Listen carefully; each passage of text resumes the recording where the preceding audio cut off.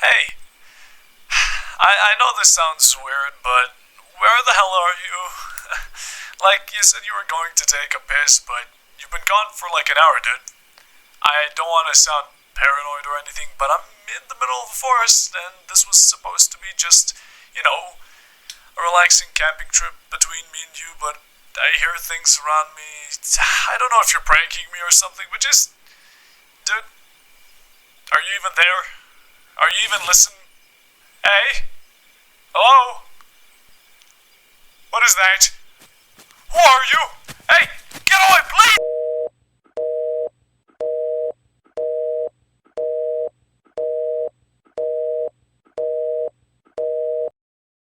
Lads and gents, welcome to another video where we will be discussing, theorizing, and covering the Lancaster League series that includes 3 games and a Reddit story, for which I don't believe connects to the Lancaster lore in any way. I also can't read, but it's mostly because it doesn't connect, trust me. If you want to read it for yourself, here you go. It's also in the description down below. Continuing, if you are one of the 168 people who watched the video of me playing the latest Lancaster game on my channel, you have an idea of what the games are about. But if you haven't seen the video, that's fine.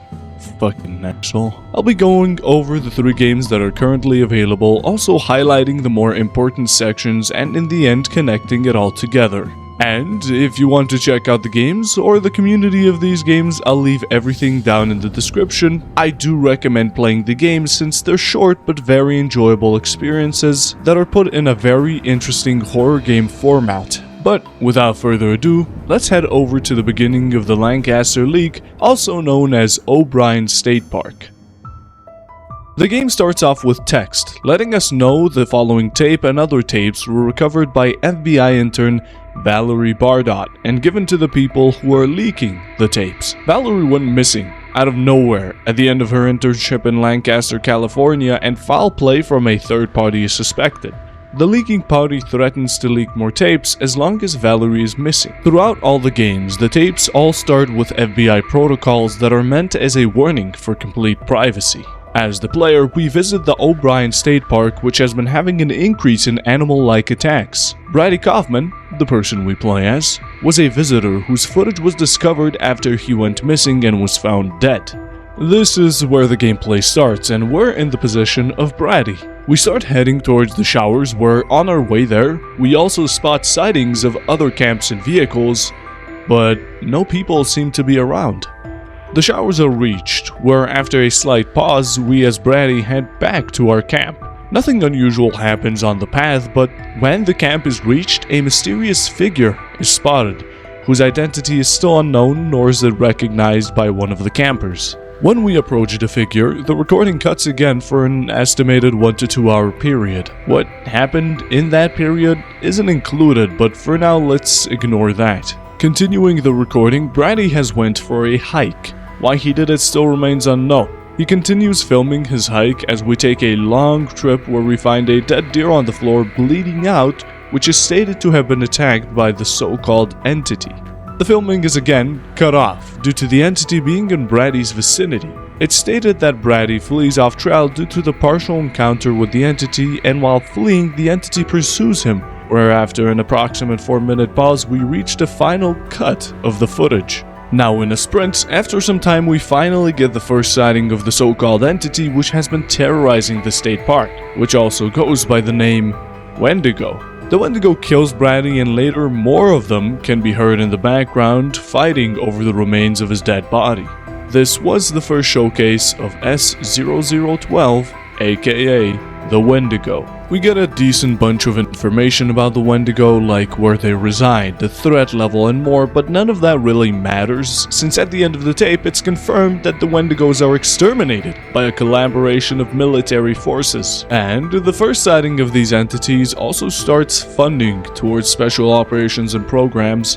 One of the main ones we'll be dealing with a lot throughout this video is known as Entity Research Department, or for short, ERD. Finishing the game, we receive a message about keeping these tapes away from the public at all costs, and that's the first game done. We get a bit of a start and the gist on what's happening, but still too many mysteries and unanswered questions to start calling any shots. So let's head to the second game, Crisis at Call Center. Going to the second game, also a game focused on killing a single mother. It begins with the same messenger letting us know Valerie is still missing. Leading with that, a threat is made that the exposure will start amping up, such as the leak of a multi-person death cover-up, or in short, the tape we'll be playing through right now. Following, we see that the entity is remaining in a call center and was detected 3 days before the event. Cameras and wiretaps were set up in the area by ERD for research and testing on the discovered entity. We're also introduced to our character Ashley Johnson, a single mother who works at the call center inhabited by the entity who selected her as the target. The entity is also referred to as E139. We start the tape where Ashley begins after-hour work, which consists of nightly tasks such as cleaning and garbage disposal. Her tasks are given to her by James, who sends her the nightly tasks via computer messages. In the game, we as the player are in the position of Ashley, and as Ashley, I complete the tasks without any issue. Where we're also shown Ashley has the strength of Zeus when slamming the trash in the bins, breaking the sound barrier.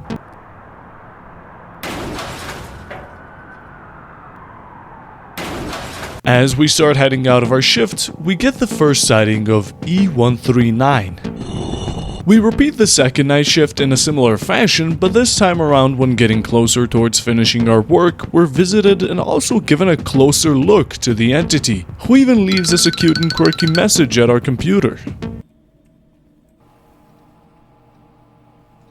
What the hell is this?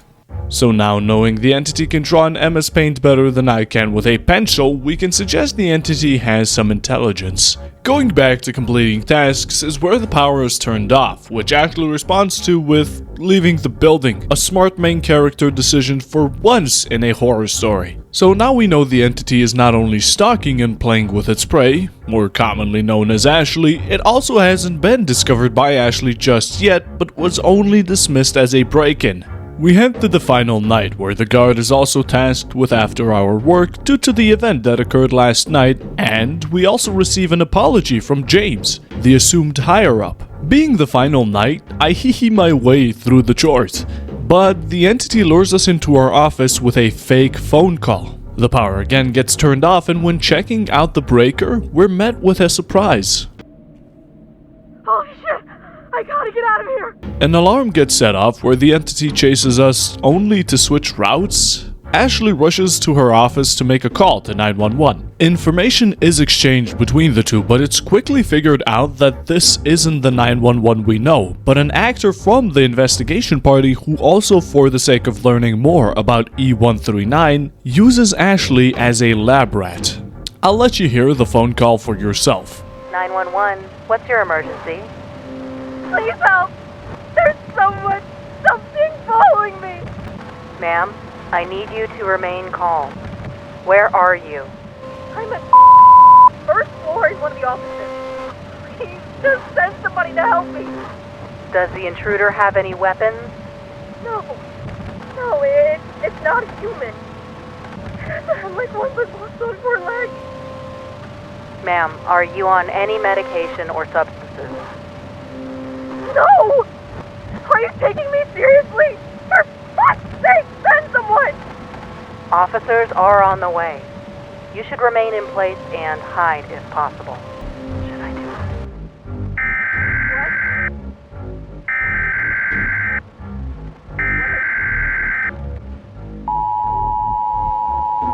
Stop whatever you're doing. It's going to hear it.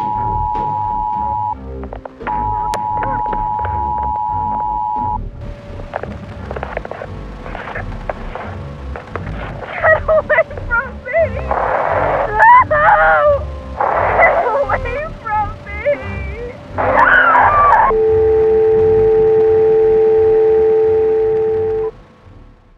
With Ashley dead, agents are sent to clean up the mess and also prepare for setting up more tests and gaining more footage of the entity, where the next day, the entire floor is killed off just like Ashley.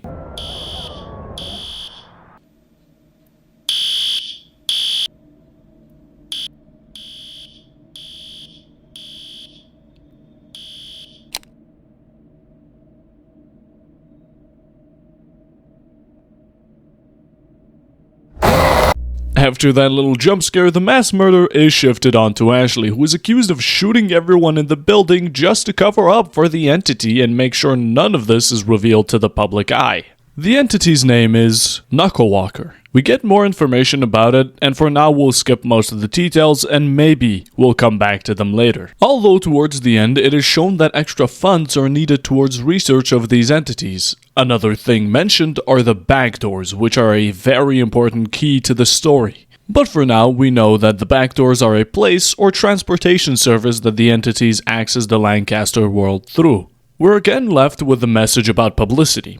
What we're also left with is more clues and leads for our story, so let's continue going through this and we'll start solving this puzzle once everything is presented to us. And with that, we head to the final game, the Entity Exam. Finally reaching the final game, which starts with just about the same old-fashioned messages from the leakers, where they say they have a feeling they aren't being taken seriously and that no acknowledgement is being made of the leak nor Valerie's situation. Continuing, a threat is made that another tape about one of the older training protocols will be shown alongside some body cam footage if Valerie isn't released. We log in to the trainer protocol where we see 6 tests we must complete in order to unlock the final comprehensive exam. These tests consist of various trainings and quizzes to make sure whoever is taking it has good enough of an understanding to work for the ERD and deal with certain situations. We start off with face detection, which has us click on what we assume to be a face. Distractions too are implemented, so make sure you're paying attention.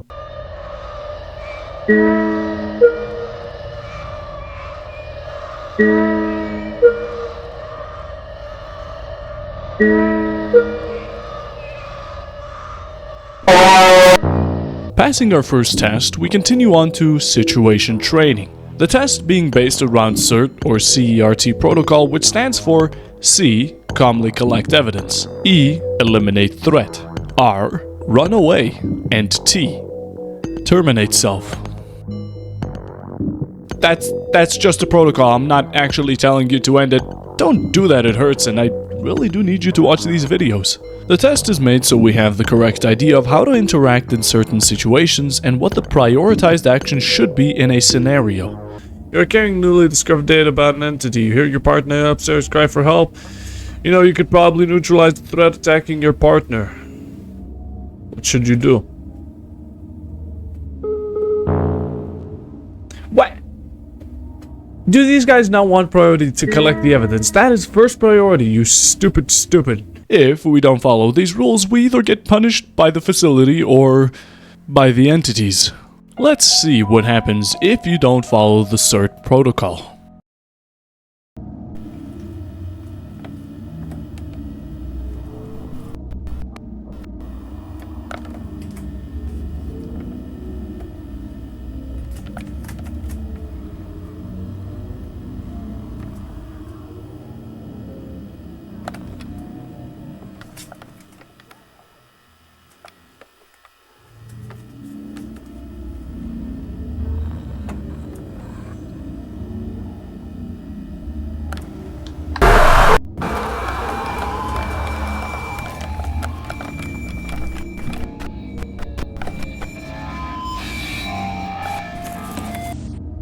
The third test, also known as doppelganger detection, is started with a statement saying that doppelgangers are one of the most common and dangerous entities out there. They can be detected by the 3 most common attributes such as loose skin, missing features, or incorrect features. The test is basic all around where we select the one doppelganger among the 4 pictures, basically like the odd one out.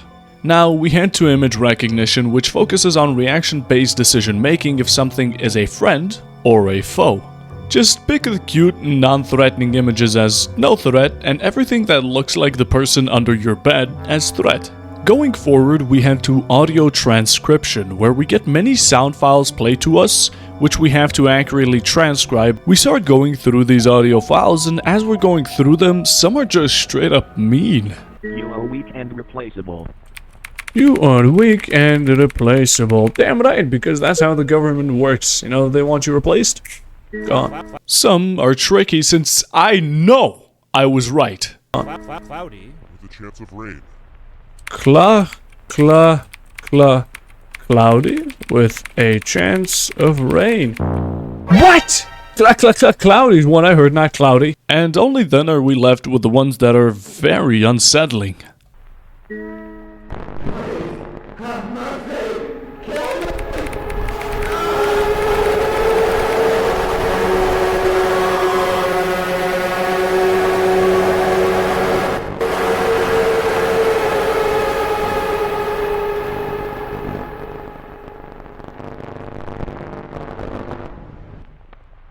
Do you want me to type all of that in as well, like the screaming part, or Do not look behind you.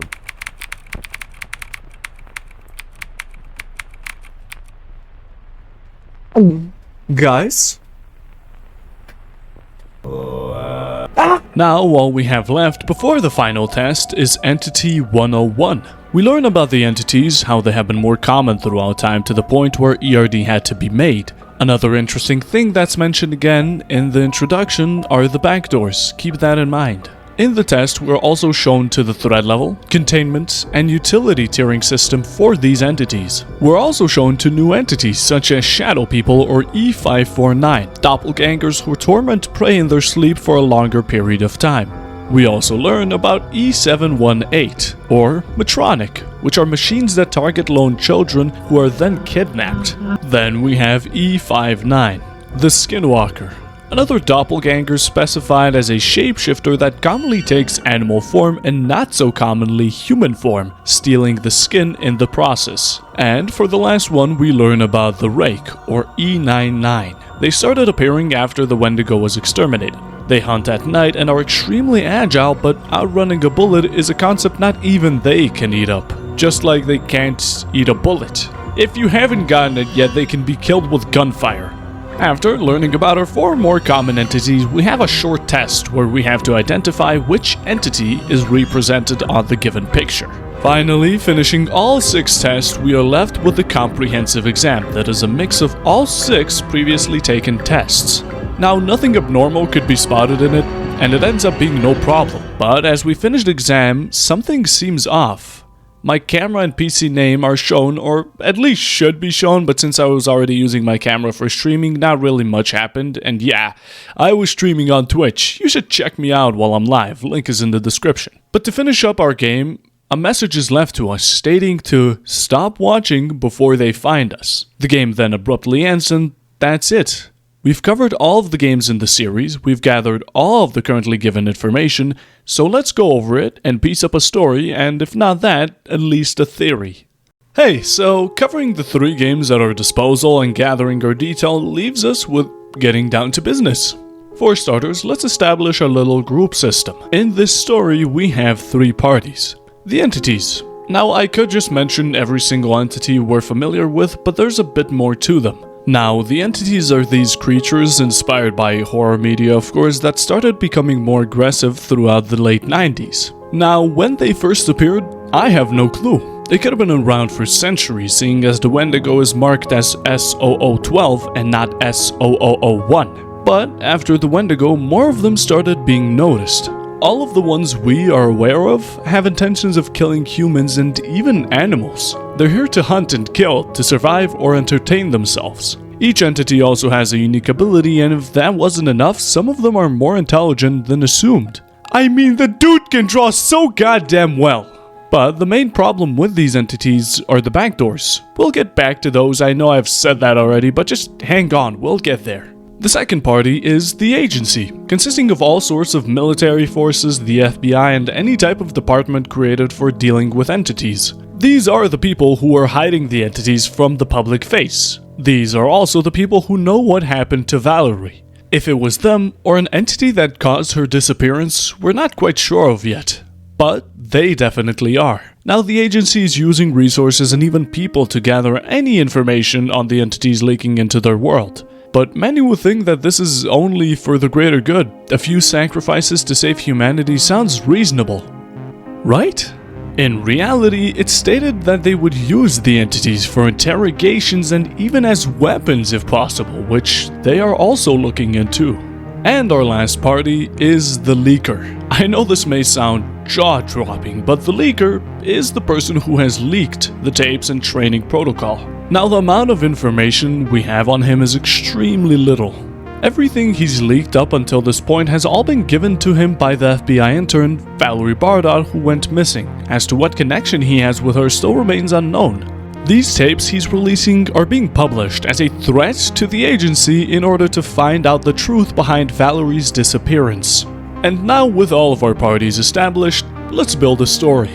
Valerie Bardot, a worker at Lancaster, LA as an FBI intern, had an overall bad feeling about how the truth of these entities is being hidden from the public eye, also having a bit of safety concerns for herself. She took it upon herself to make a backup plan in case anything goes wrong, and also the plan being to send the tapes and proof of what the facility is doing to a trusted friend who has some sort of connection to the current crisis. Some time goes by, and one day while Valerie is in the middle of a mission, she witnesses something unholy, something that shocked her more than anything before, which after she goes missing out of nowhere, and her friend, who is also the so-called leaker, takes notice. Assuming the worst case scenario where Valerie either got punished by the facility or fed to a random cave dweller entity, the leaker starts seeking out the truth. Now, it could be one person as the leaker or many working together. I'll refer to him as one for now. He leaks the tape of the first sighting on the entities, such as the Wendigo incident. In the tape, it's noticed that an unknown figure is spotted to be waiting for the victim at his campsite. Now, this person in Brady's footage isn't a camper, but I'll assume him to be an FBI agent. Although programs and procedures were established only after the Wendigo incident, I still have a slight feeling that the FBI had a good understanding or experience with the entities already, seeing as they named the Wendigo S0012 and not S0001. When all of this is leaked out to the media, it gains attention, but it doesn't seem to budge the FBI. That continues on to other leaks like the second tape and the security protocol, which introduces us to many different creatures, but also to the fact that the ERD and FBI are willing to sacrifice anyone just to have a chance at discovering more about these entities. Any new information has value to them, seeing as they have a naming, classing, and value system for these creatures alongside the CERT protocol. Their main goal isn't complete extermination of these threats to humanity either, but rather personal use of these entities for military power. With all of those leaks, Valerie's location or situation still isn't given up. That plays into the story very well, as it means Valerie probably wasn't just killed off by an entity or used for testing. No, she knows something. She has something that the FBI want. Something they need. Maybe, just maybe, she has some intel about the backdoors, the place that allows these entities to pass to the Lancaster Leak world and back to where they came from. I believe Valerie has discovered or at least experienced the backdoors or a way to access them. That or the FBI are just who really hate losing and would rather see their private files be posted all over Twitter rather than just telling the leaker that Valerie was executed with a guillotine at the FBI headquarters. Now, up until this point, I've been really wondering about this one thing. At the end of the last game, a message is delivered to us, the player. Not only is our identity shown to us to let us know we're no longer safe, we also get the text, "Stop watching before they find you." Assuming it can only be a warning from the leaker to us, the player, meaning there is a connection between the Lancaster Leak world and our own. All these creatures that are invading the Lancaster Leak universe are monsters well known to most of us. The Wendigos, Skinwalkers, Rakes, all very familiar horror media. Not only is there a fourth wall break with a message left to us, what if the backdoors are really just a connection between our world and the Lancaster universe, and the entities are our own horror creations leaking into their dimension? Or I'm just really tired while writing this, probably cranked out of my mind and I've completely lost it, while also being as far away from the actual story as humanly possible. But besides that, we're left with the time we have to wait for the release of a new game to hopefully give us a better understanding of the story. Also with that, I hope you enjoyed my video. If you have any thoughts or theories of your own, share them in the comments or the game's Discord, which is in the description. All of this was streamed on Twitch, so make sure to check me out there, and I hope you have a great, and I mean great, rest of your day.